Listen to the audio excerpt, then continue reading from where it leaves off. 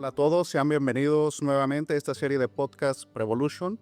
Soy Francisco Bazán y actualmente colaboro con Previtep como servicio técnico y nutrición para porcinos. En esta ocasión contamos con la participación de Héctor Telles, quien es médico veterinario zootecnista y especialista en producción animal cerdos por la Universidad Nacional Autónoma de México. Héctor cuenta con una trayectoria de más de 36 años trabajando para la industria privada, así como asociaciones, y actualmente también es asesor de varias granjas a nivel reproductivo. De manera general y sin mayor preámbulo, queremos abordar un tema ligado a la sanidad en las explotaciones porcinas y partimos del principio básico de que la producción porcina está fundamentada en 4 pilares básicos: nutrición, genética, manejo y sanidad. De forma general, buscamos ofrecer las mejores condiciones que permitan a nuestros cerdos manifestar su potencial genético, su potencial productivo, y en el caso del pilar de sanidad partimos desde el programa de bioseguridad, calendarios de inmunización y el impacto productivo y reproductivo, así como financiero, que puede llegar a representar la presencia de un desafío sanitario. En este sentido, y contando con el expertise de Héctor Telles, ¿qué nos puedes platicar referente a la presencia y las secuelas que nos presenta un brote de PET y de PIRS a nivel productivo y reproductivo? Muchas gracias, Francisco, por la invitación. Como mencionaste, suena muy fuerte, 36 años en la industria. La mayoría de mi educación y de mi trabajo ha ido por la parte reproductiva. Y entonces la idea, actualmente mucho se habla de PIRS. El año pasado hubo fuertes brotes en todo el país, en centros de inseminación, en granjas que no esperábamos. Secuelas que se siguen manifestando. Sí, porque un brote en una granja mínimo te dura un año en ocasiones, ¿no? O en algunas granjas hay repeticiones 2 veces al año, o sea.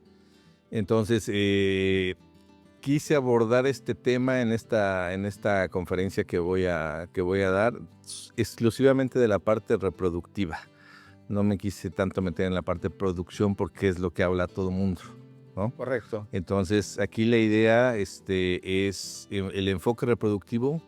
¿Cómo vamos a recuperar a las hembras? Porque hay un desequilibrio muy fuerte reproductivamente, hormonalmente, y entonces quise meterme por ese lado porque casi nadie habla de eso. De hecho, afortunadamente para mí, pocos se meten al aspecto reproductivo a nivel general.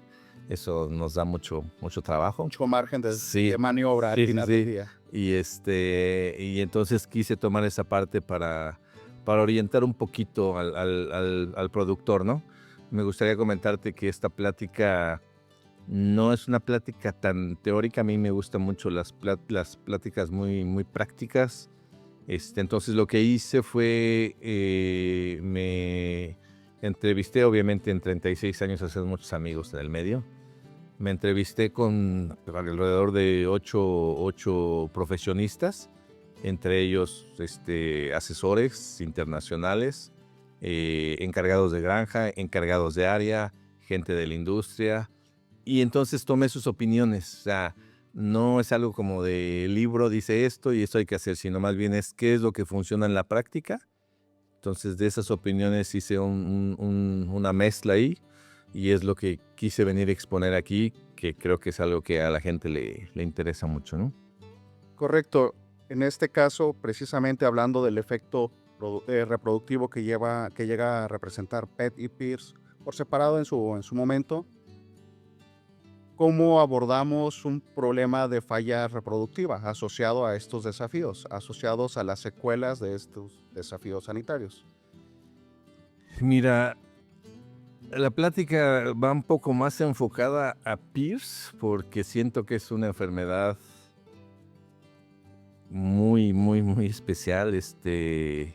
Hay un doctor que se llama Scott Lee de Estados Unidos que dedicó toda su vida en investigación al PIRS, y se acaba de retirar hace 1 o 2 años, y se fue de cierta manera un poco triste porque dice que después de dedicarle toda su vida a PIRS, nunca se pudo controlar, ¿no? Esta es una enfermedad bien extraña. Yo la comparo mucho con el SIDA en los humanos, porque lo que hace es que te inmunodeprime y entonces todo lo que tienes en la granja brota, ¿no? Vamos, va a participar abriendo la puerta para que agentes Exactamente, secundarios se manifiesten sí. y sean los que al final del día tengan impacto sobre... Entonces tú puedes tener 2 granjas con peers y van a ser signos completamente diferentes, ¿no? Porque aquí se van a manifestar unas enfermedades y acá otras enfermedades, ¿no? Y bueno, durante esos 36 años, no sé si decir que tuve la fortuna de participar en el primer brote diagnosticado en México, que digo, fue una experiencia bastante curiosa porque trabajaba yo en una asociación de porcicultores. Se trajeron cerdos de Dinamarca para varios porcicultores. Yo trabajaba en el centro de inseminación y un amigo, muy amigo mío, que es investigador hasta la fecha, trabajaba en la granja núcleo de esta granja. Llegaron los animales, se repartieron y entonces mi amigo, con su espíritu de investigador, me decía, nosotros comíamos muy seguido todos los días, y me decía: oye, Héctor, están pasando cosas bien extrañas en la granja, los lechones ya nacen con neumonía. Te estoy hablando cuando Pierce llamaba la enfermedad misteriosa, Misteriosa, ¿no? correcto. Incluso en los libros tú buscas y dice enfermedad misteriosa, ¿no? Y entonces pues, a mi amigo lo chamaquearon porque llegó una persona del ambiente con más colmillo y le dijo, de un laboratorio: ¿por qué no me da las muestras? Porque él me dijo: estoy guardando las muestras. Y le dijo: ¿por qué no me da las muestras? Pues sí, se las dio. Y esta persona, por quererse vestir de gloria, manda las muestras al CPA, que es la Comisión de Enfermedades, enfermedades externas nuevas en México. Y entonces se manda a Estados Unidos y se diagnostica que está la enfermedad misteriosa por primera vez en México. Entonces, CPA, haz de cuenta que es la policía sanitaria, llegó realmente como policía. O sea, a ver, tú, vénganse, tú, no. Y se mandaron muestras, salieron positivos, esta enfermedad no existe en México. Y realmente fue una experiencia ¿Cómo reaccionar? impresionante, sí. Y ahora van a hacer esto, y esto, y esto, y esto. Y ya al final, el desenlace no me gusta mucho platicarlo porque es el típico desenlace de nuestro país, donde Es una enfermedad que llegó para quedarse y que sí, finalmente tenemos que aprender a lidiar, a convivir con ella. sí. Pero es muy importante porque es de las que nos causa más problemas. No hemos podido, o sea, han salido vacunas, pero no se ha podido controlar. Te digo, cuando piensas que ya lo controlaste, ¡prrrón!, viene un año con brotes por todos lados. Correcto. Entonces es muy interesante, ¿no? En este caso, a las hembras que han pasado por un desafío de PIRS posterior a, ¿qué tratamiento les das pues para que al final del día no se vea reflejado en una mayor cantidad de días no productivos? Porque pues, son animales que al final del día se mantienen dentro de la unidad de producción y que están generando un costo, un gasto, porque hay que seguirlos alimentando todo ese tiempo que no están produciendo. Sí, aquí es importante esto que mencionas, porque al inicio, pues cuando no sabíamos nada, es como cuando la pandemia, que todo fue a prueba y error. Animales enfermos, animales que abortaban, todo esto pues era rastro, ¿no? Y sin embargo, después ya nos dimos cuenta que era un error porque son animales que ya están inmunes, ¿no? Aparte, es una enfermedad en la que inmediatamente cierras la granja a animales nuevos. Entonces te quedas con los animales que están en la granja y con esos mismos tienes que seguir produciendo y tratar de evitar las pérdidas de esa misma granja, ¿no? Entonces, lo que se hacía inicialmente ahora ya es muy diferente. Ya yo toco en el punto por punto de qué se hace con las hembras abortadas, con las hembras que se adelantaron en los partos, con las hembras destetadas, para ver de qué manera. Aquí de lo que se trata es de evitar la caída de las utilidades de la granja, ¿no? De la productividad. De la productividad, sí. Sí. De una u otra forma hay que cubrir un objetivo de animales a estar entregando. Entonces, exactamente.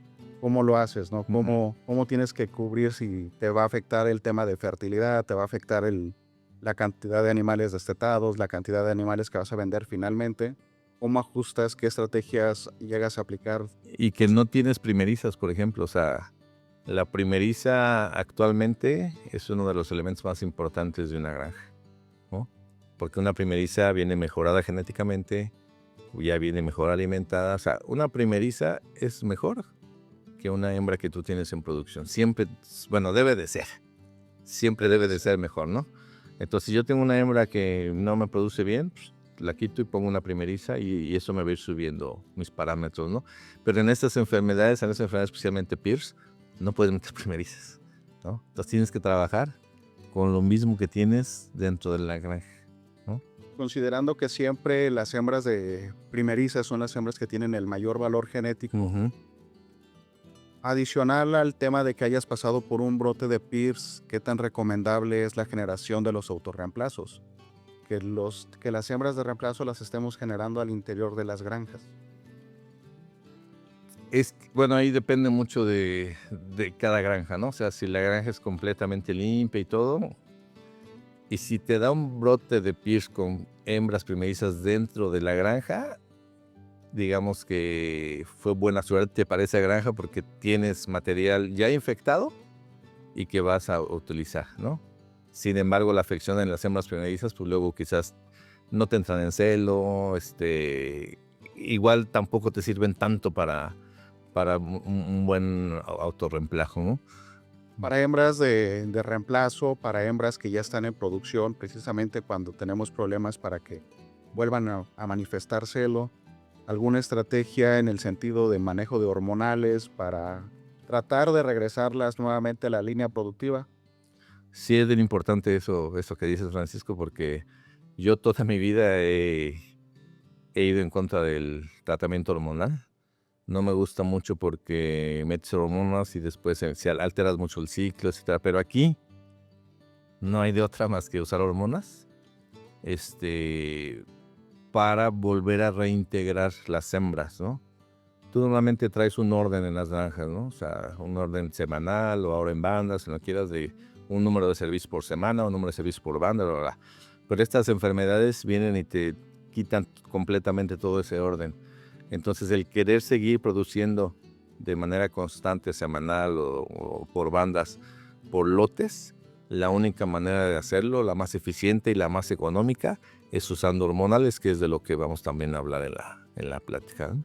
Ok, en este sentido, de alguna estrategia en el programa de inmunización de las hembras, las hembras de reemplazo, precisamente en el periodo de adaptación a las condiciones de la granja en la cual se van a encontrar, alguna recomendación en cuanto a exposición a algún manejo en especial. No, yo creo que es la misma exposición como para la inmunización de cualquier granja donde llegas. Ya todas las granjas tienen sus sistemas de inmunización, en vacunas, en tener contacto con hembras más viejas, toda esta parte. O sea, porque generalmente esto lo haces cuando no tienes el brote, ¿no?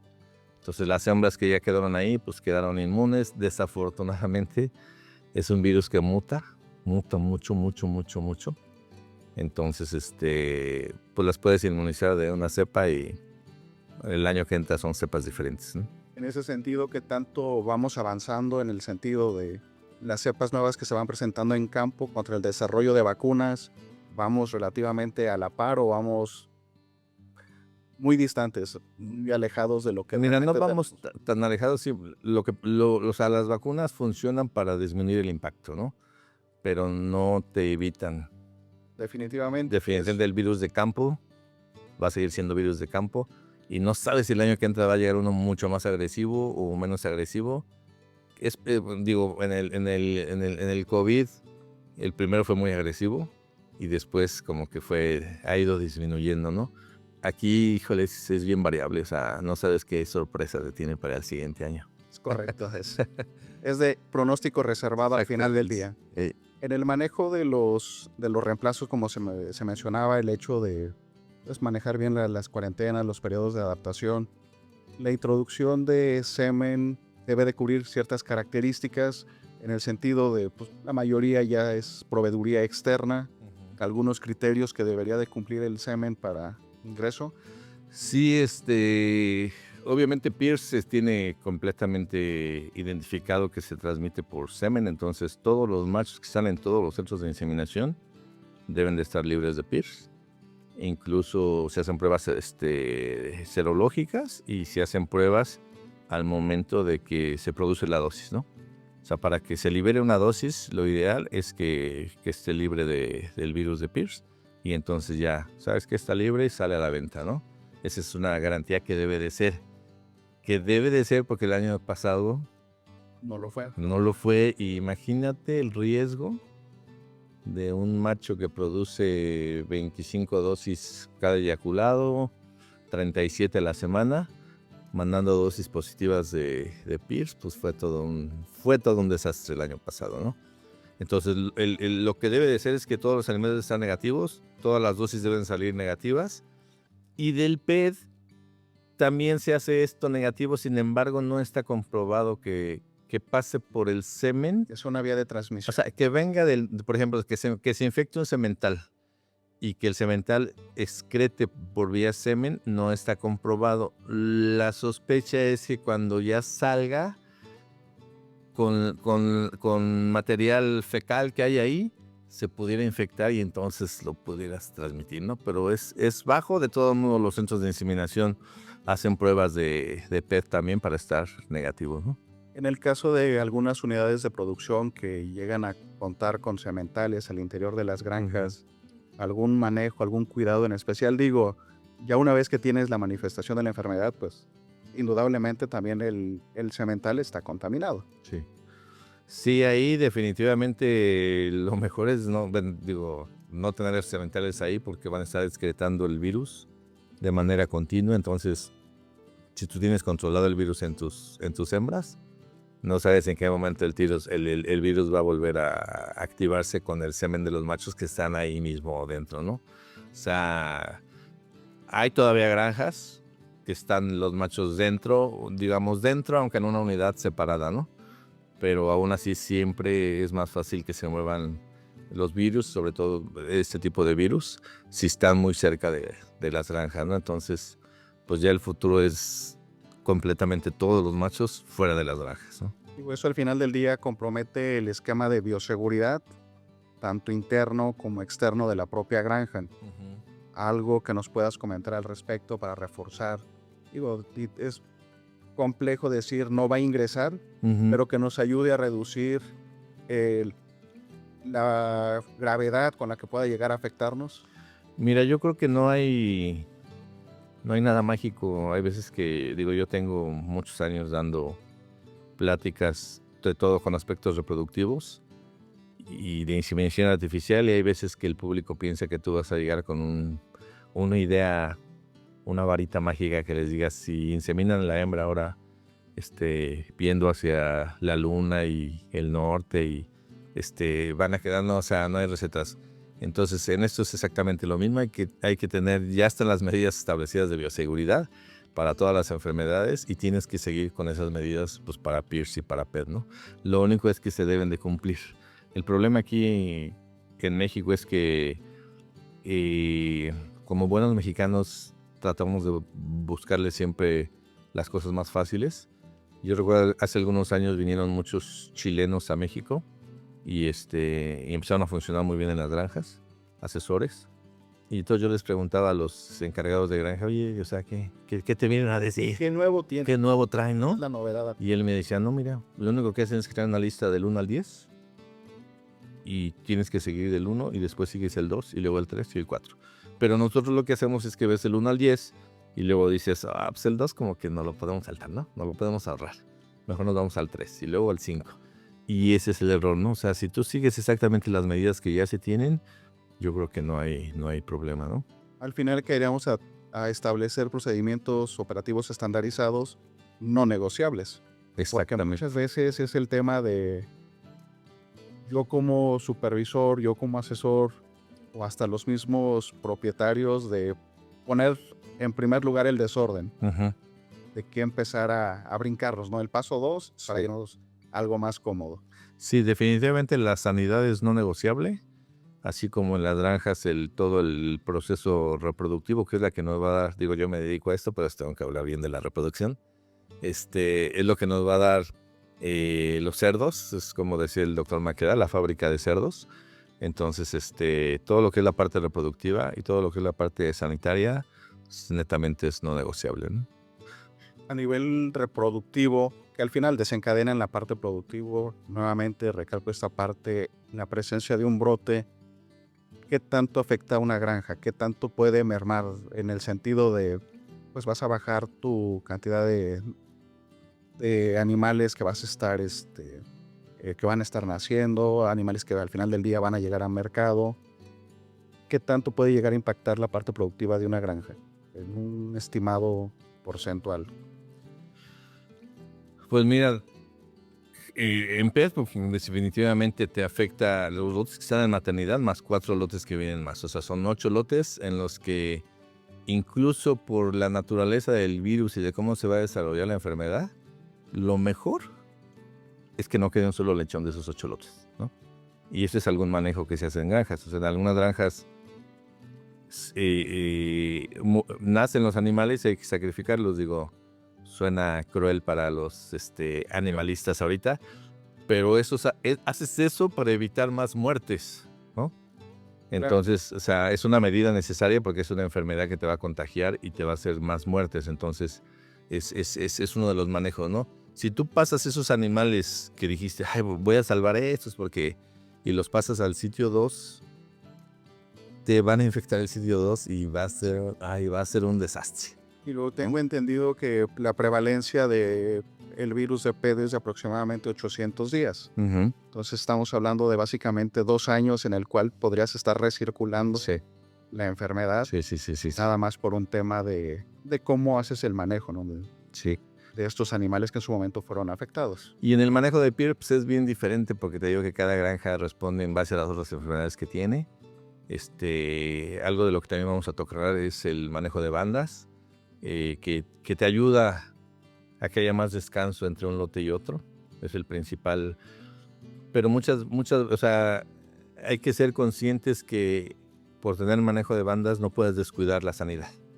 No, porque ya tengo manejo de bandas, ya no se van a contaminar. No, o sea. Creo que a veces nos casamos con la idea de que tener una banda de 3, 4, Sí. 5 semanas y tener un periodo de descanso entre esos grupos, pues como que vamos a romper todos los ciclos de infección y no se va a manifestar nada. Sí, es el manejo que haces y que te va a funcionar en tu granja, pero es una herramienta más, ¿no? No va a suplir. El manejo de banda no te va a suplir otra cosa, ¿no? Entonces te da una herramienta más para que la instalación descanse, para que puedas lavar, para que ahora sí tengas tiempo para lavar con agua caliente, con un desengrasante, con un detergente, deje secar. O sea, algo tan sencillo, Hacer las cosas más conscientes. o sea, si tú lavas y dejas secada, se muere el virus, ¿no? Se muere la mayoría de bichos. El problema es que estamos tan presionados en la producción que no, ya es que ya están pariendo las puercas y ahora y la otra y súbelo. O sea, yo me acuerdo en la escuela te decían, tienes que tener tantas maternidades porque tienes 4 ocupadas y una vacía. Es bien difícil que yo me encuentre una granja y que me digan, esa maternidad está vacía. ¿Dónde están las vacías que me dijeron en la escuela, no? O sea, no le dan ese tiempo para que se mueran todos los bichos, ¿no? Obviamente mucho menos, si lavan con agua caliente, pues sería excelente, ¿no? Se caen todas las grasas, todos los bichos que están metidos en la grasa, pues se disuelve. Entonces el manejo de bandas creo que si lo haces bien y lo utilizas y lo aprovechas para hacer esta sanidad muy buena, sería excelente, ¿no? Definitivamente, entonces, el manejo de bandas a un sistema convencional semanal representa una estrategia para afrontar de mejor manera un desafío de este tipo. Sí, definitivamente hace un tiempo aparecieron lo de bandas, después como que disminuyó, ahorita otra vez está resurgiendo, no sé si por los problemas del año pasado, pero creo que es una estrategia para que pueda disminuir el impacto, ¿no? Y en el virus en el virus de Pierce, en la enfermedad del Pierce, en el síndrome. Como va a variar tanto entre una granja y otra, como que tiene que ser una plática muy abierta de qué tienes en una granja y qué tienes en la otra, qué resultados vas a tener en una y en la otra, porque va a depender de qué secundarios tienes, ¿no? Sí, digo, al final del día caemos a que precisamente por el tema de lo que hay presente en cada granja no las puedes tratar de la misma manera. Ujú. Lo que en alguna granja va a funcionar no necesariamente va a ser práctico o va a ser la solución para otra unidad de producción. Exactamente. Sí, aquí son completamente diferentes, son enfermedades diferentes. Lo que funcionó en esta, allá te va a decir, no, es que yo ya hice eso y no funcionó. Pues sí, o sea, pero así es esto. De Que eso los se trata. principios estén mal, Ajá. simplemente no conocemos el trasfondo de lo que tenemos de los patógenos secundarios oportunistas que al final del día están esperando que se abra esa puerta, esa ventana de oportunidad y se van a manifestar. Sí. Al final de cuentas, todas las granjas son diferentes. La genética, la instalación, el clima, el trabajador, la alimentación. Y todo eso te va a hacer que te varíen los resultados de todo, ¿no? Y ahora encima echa la enfermedad y luego encima echa una que te baja la inmunidad. Pues, Y digo, al final debemos entender que todo es un conjunto, tenemos que ver las cosas de una forma integral, que pues es la suma de muchos factores, no nada más es una situación del tema sanitario. Sí, ¿qué más estamos ofreciendo para dar ese confort a los animales en el sentido de tenemos una nutrición de calidad, tenemos buenas instalaciones, los manejos son adecuados, tenemos buenos programas de bioseguridad e inmunización? ujú. Es un todo, no lo podemos ver como algo por separado. Sí. No sé, digo, ya nos has compartido muchos de tus conocimientos, de la experiencia en campo. ¿Nos puedes ayudar a redondear para ir cerrando el tema? Bueno, pues lo que podría decir es que cada quien se tiene que aplicar en base a las condiciones que tiene en su granja. Anoche cenaba con 2 ingenieros y uno de ellos trabaja en una granja de estas hembras prolíficas que tenemos ahora. Otro reto. Otro reto. Y estuvo bien interesante porque él me dijo, este año vamos a cerrar con 19 lechones destetados. Y entonces yo le dije, ¿cómo le haces? Pues las puercas no tienen tantas tetas, ¿no? Y entonces él me decía, híjole, ha sido un trabajo de varios años porque es una granja que ya tiene, creo que más de 5 años con esto. Y ya encontraron la fórmula de ¿Cómo sí? cómo hacer que sobrevivan esos lechones que no van a mamar de la hembra. Y él me decía, mira, incluso la empresa genética ni siquiera tiene idea de lo que hacemos en nuestra granja. De lo que están consiguiendo. Ajá. Y eso es lo que tiene que pasar con esas enfermedades. O sea, yo siempre cuando llego a una granja ancestral les digo, yo vengo aquí, tomo una fotografía. Y agarro la fotografía y les digo, pues esto lo veo mal, esto está bien, esto está mal, pero yo vengo un día. Y ustedes están todos los días aquí, ¿no? El problema es que lo que se llama ceguera de taller. De taller, es correcto. O sea, llegas a una granja y está la oficina y hay una piedra afuera y todos le dan vuelta a la piedra, ¿no? Y hasta que le dices, oye, ¿y para qué es esa piedra? ¿Para lavarte las botas? Eso no. Y entonces, no sé, yo cuando llegué ahí estaba, ¿no? Entonces, eso pasa con el personal, se involucra. Entonces, hay veces que el asesor no llega a decir nada nuevo. Simplemente llega con una visión diferente. Y yo luego les digo a los encargados, ven. Cerramos la puerta y le digo a la puerta, hace cuenta que tú no trabajas aquí. Descríbeme en una palabra qué es esto. Y pues ya te dicen desorden, desorganización, suciedad, o sea. Bueno, ¿y por qué si todos los días lo estás viendo? Pues no lo mejoras, ¿no? Entonces, esto de estas enfermedades es fijarse en los detalles de tu granja, de tus instalaciones, de tus trabajadores, que eso es muy importante, los trabajadores. Definitivamente. De tus instalaciones, de tu genética, de tu alimentación, y entonces en base a eso puedes hacer un protocolo de cómo vas a evitar tú o cómo vas a mejorar tú estas 2 enfermedades, ¿no? Creo que en ese sentido cobra también importancia el hecho de tener documentado, Ujú. registrado todos los eventos que se van presentando en la granja. Sí. ¿Por qué? Porque muchas veces precisamente llegas y preguntas, ¿y aquí qué pasó? Ujú. No lo tenemos registrado. Sí, eso es bien importante lo que mencionas. No estamos acostumbrados a a anotar. Y entonces, pues, si no anotas, pues tiendes a repetir los errores principalmente, ¿no? Héctor, agradecemos mucho tu participación y el que compartas sus conocimientos con nosotros. Un comentario final para realizar el... Pues un comentario final que no tiene nada que ver con la plática ni nada. Quizás sería que yo me dedico a esto desde hace 36 años que salí de la universidad y realmente es una profesión muy bonita. Dedicarse a cerdos es padrísimo. Yo en lo personal, en la parte reproductiva, es súper interesante. Es como andar de investigador privado. Y más que nada es invitar a las nuevas generaciones, ¿no?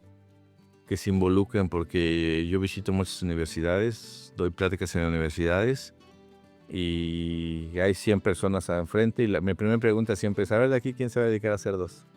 Ya hay 2 o 3 por ahí, ¿no? Ajá. ¿Qué saben de cerdos? Pues que se hacen en carnitas y ya, ¿no? Stop. Realmente es una profesión bien interesante, hay mucho trabajo, se está creciendo, la industria está creciendo, hay muchos retos como esto, ¿sí? El día en que, digamos, ya podemos controlar a Pierce. Yo casi estoy seguro que va a haber un momento en que va a salir algún tipo de vacuna o algo, que ese es mucho más fácil de controlar. Pierce no tanto, pero que sí que la gente venga con la mente abierta, con las ganas de trabajar. Yo sé que las generaciones se han cambiado, pero creo que debe haber una combinación entre querer aprender en una granja, querer hacer las cosas y que es una profesión muy buena y los cerdos es una muy buena especie para dedicarse, ¿no? Entonces, y hay mucho trabajo, ¿no? Que es lo que andamos buscando. Muy bien, nuevamente, gracias. No, gracias a ti, Francisco.